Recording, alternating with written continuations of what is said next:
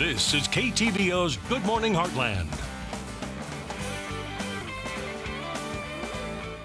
And welcome back. It's now time for our entertainment segment, which means we're talking movies with Scott Kellum. Obviously, we all know who Scott is because he starts our morning 5:30. That's right. Monday through Friday. That's right. Yes. Yes. And today we're talking about a but classic. we don't know who you are, actually. I'm This Ella. is Ella Soroka. She's new to the team. Right. Yes, we are going to be talking a little classic movie today. We're going to be talking about Diry Harry, Clint Eastwood's real first out of Western genre movie.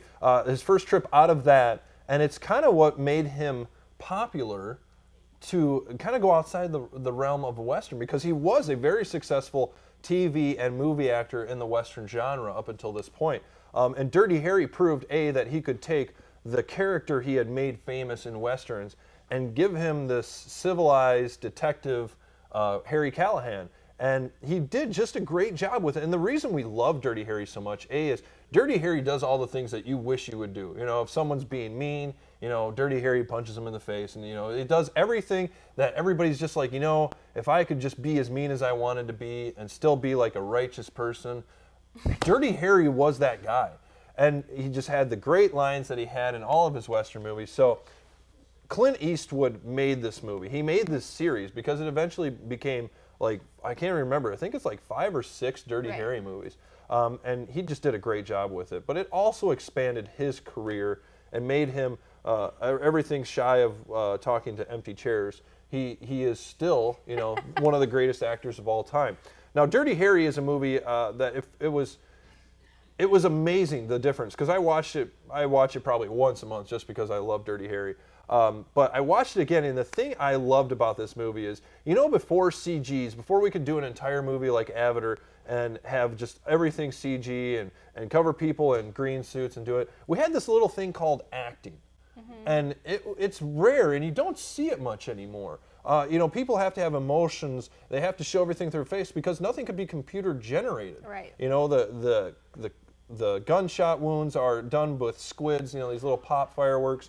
You know, everything was done, and you had to be good at your job. You had to be able to act, or you weren't going to be in a movie. You had to have a plot line, or it was going straight to the garbage. You know, this is a quality movie because we don't have those things we have now. So it's always nice. Nowadays we have Kristen Stewart. Yes, exactly. that can get away with the stone face acting and have a great career. But you know, Diry Harry brought forth some things that we don't like to touch on nowadays, and that's police brutality, racism, stereotypes. These are all things that Diry Harry took and said, you know what? We're going to put these out here because we're not going to dodge the bullet. We're not going to jump around that train. We're going to hit it head on, and we're going to face these problems, and we're going to talk about it. And Diry Harry, you know, despite what people think, really set the standards for what we're able to talk about and do, as long as you do it tastefully and talk about it. Diry Harry set the bar for that. So my hat's off to them on that. Definitely a movie for you know, for mature people. This is not a kids movie. Right. You know, they do talk about things, they do show things that you don't want to show your kids. So if you're a mature person, you want to take a look back at where Clint Eastwood started. You know, once you get through his Westerns, I always tell everybody, start with Diry Harry series. Out of 5 stars? 5. 5? 5. Great. And when you were talking about your description, you mentioned a movie that I'm not really aware of. So maybe it happened before the other movie. What's that? You said Avatar instead of Avatar. Do you feel lucky? Yeah. You feel lucky, punk? Yeah. All right. We'll be right back.